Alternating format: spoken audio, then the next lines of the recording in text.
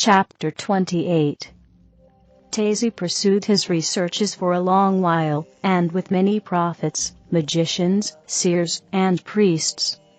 Afterward he said, "All is vanity, all is falsehood.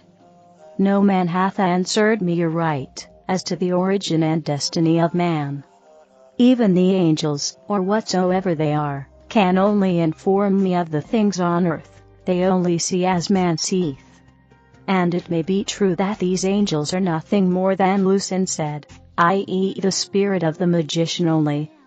Because his body entereth this trance it seemeth reasonable. Now, therefore, I will put a stop to these magicians and priests, they are of no good, under the sun." So Tazi issued a decree covering his own province, commanding magicians and priests to quit the province, under penalty of death. And they thus departed out of his dominions. Now it so happened that in 5 other great provinces, the kings did precisely the same, and about the same time. And these were the provinces, to wit, Shanxi, under King Lung Wan, Gao, under King Loaki, Sab and Sao, under King Akang, Gaogu, under King Taisiyong, and these provinces comprise the chief part of Japheth.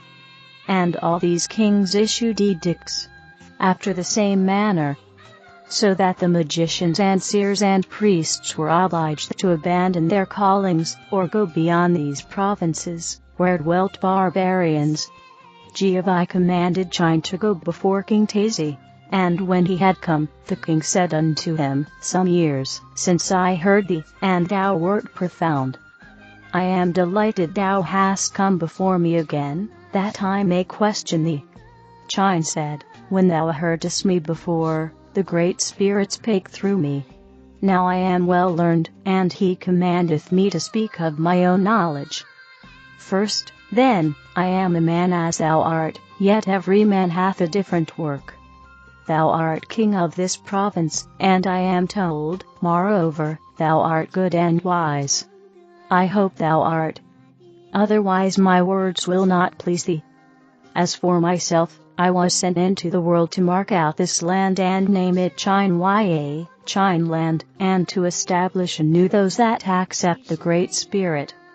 For Chine and her people shall remain a different country, and different people from all the world. Know then, O king, I come not in vain boasting that I, Chine, am much, or can do much. On the contrary, I say unto thee, I am one of the weakest of men, and yet I have more power than any other man in the world. And yet, mark thee, of myself is there nothing whereof to boast. For I am but as a tool in the hands of Jiavi, and not I myself do anything, but he, through me. I look upon thee and see thou hast been questioning magicians and priests, and that thou art unsatisfied. Know then, O king, this is thine error, in not magnifying thy judgment. Thou hast worked with magicians who are under the power of angels of the first resurrection, and even angels below them. All such angels teach on their own individual understanding. As wandering individuals they go about, and their miracles are of the same order, merely individual miracles. He who might teach worketh miracles, not in a small corner, but in the affairs of kingdoms and nations, not through magicians only, but through kings and queens, and even through common people. Thou thyself art an instrument of his hand. Behold, in the same time thou issuest by a decree against magicians and asceticism. Even in that same time 5 other great kings do the same thing. This is a miracle indeed.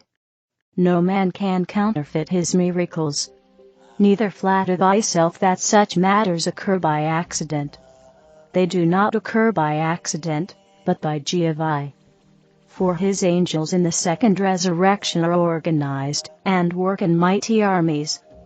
Tazi said, "Thou art great, Chine, or else thy sudden philosophy turneth my brain. Go on. How shall we know, first, that there are angels, who are really the spirits of the dead? Second, How shall we distinguish betwixt the first and second resurrections? Chine said, only by seeing and hearing with the natural eyes and ears, and with the spiritual eyes and ears, can any man attain to know anything either on earth, or in heaven. When these senses are pure and clear, then a man knoweth that the spirits of the dead do live. For I declare, O King, of a truth, that the spirit of my body hath emerged from my body on many occasions, sometimes going subjectively, and sometimes objectively. Neither is this a special creation to me only, but it is that which thousands and tens of thousands can attain to by discipline. Touching the first and second resurrections, know thou, O King, spirits that dispose individual things, or earthly things, or propose riches or personal gain, or marriage, descanting to this man, or that man, as to what is good for him, as an individual, spirits giving great names, professing to be this or that great person long since dead, all such are deceivers, and have not advanced beyond the first resurrection. They deny the I Am, the Great Spirit, the All-Person.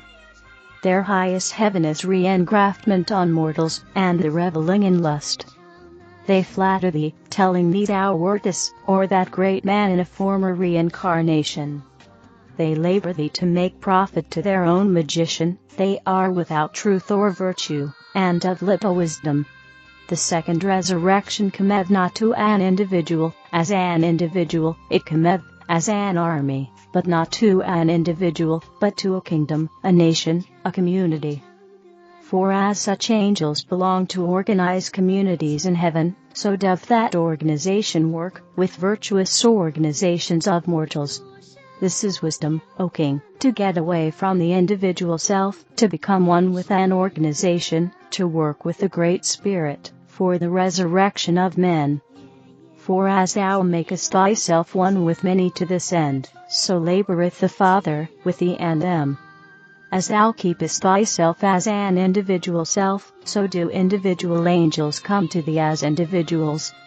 Individual answereth to individual, the first resurrection to the first, the second to the second. Moreover, the All-Person is over all, and worketh each in its own order, unto a great purpose. Think not, O King, I am making a new doctrine, I am but declaring that which was also proclaimed to the ancients. And as many as came forward and had faith were called Jehovah's chosen people, because, forsooth, they chose him.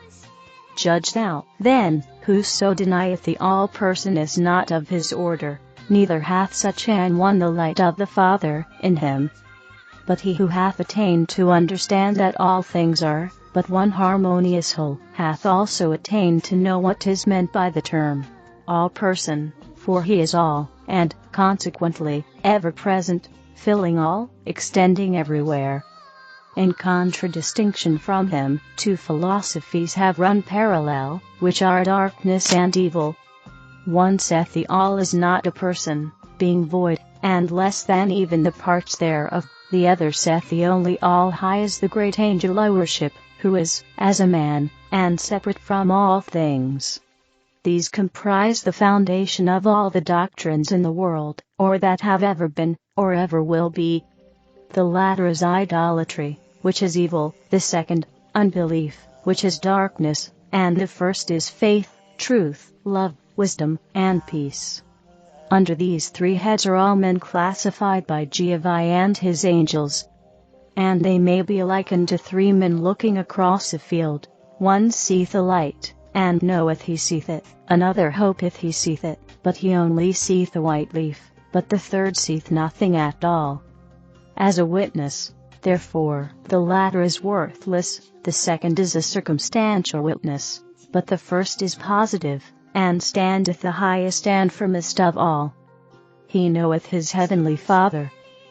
He seeth him in the flowers, in the clouds, and in the sunshine, in the fruits and herbs, and in the beasts of the field, and in every creeping thing, and in the stars and moon and earth and sun. In sickness, in health, in sorrow, and in rejoicing. Verily he findeth Jehovah in all things, he knoweth Jehovah's eye and ear are forever upon him, and he walketh upright in fear, but in truth and faith and pride and rejoicing. Taizé, the king, asked, Tell me, O Chine, what is the origin and destiny of man? Chine said, The ever-present quickeneth him into life in his mother's womb, and he is then, and there a new creation, his spirit from the spirit Jehovah, and his body from the earth, a dual being the Father createth him. His destination is everlasting resurrection, in which matter, man can have delightful labor, as he riseth upward forever and ever. The king asked, If Jehovah is all the time creating, will not the firmament become too full of angels? Chine said, 1,000 men read a book, and yet that book is no fuller of ideas than at first. The corporeal man is not divisible, and so filleth a place. Thought, which may be likened unto the soul, is the opposite of this. 10,000 men may love thy flower garden, yet thy garden is no fuller, because of their love. Exalted souls in the upper heavens are without bulk and substance, and even so are the regions they inhabit, as compared to corporeal things. The king said, I would that I were as thou art. For which matter, if thou wilt use thy wand, and make me even half as wise, I will give away all my kingdom. Chine said, Thou canst not bargain for faith, or purchase it, as a coat, or as sandals. And yet, until faith is attained there is no resurrection. No bird ever flew from its nest, without first having faith it could fly. And when thou hast faith thou wilt cast away thy kingdom, and choose heavenly treasures instead. Until thou hast attained faith thou wilt retain thy kingdom. This is a judgment unto the rich man in the same way. Riches and a king's kingdom may be likened to balls of gold tied to a man's feet in deep water. He cannot rise until he cutteth himself loose, and casteth away that which bindeth him. So, also, are men bound in spirit, and until they put their own hands to the matter there is no resurrection for them.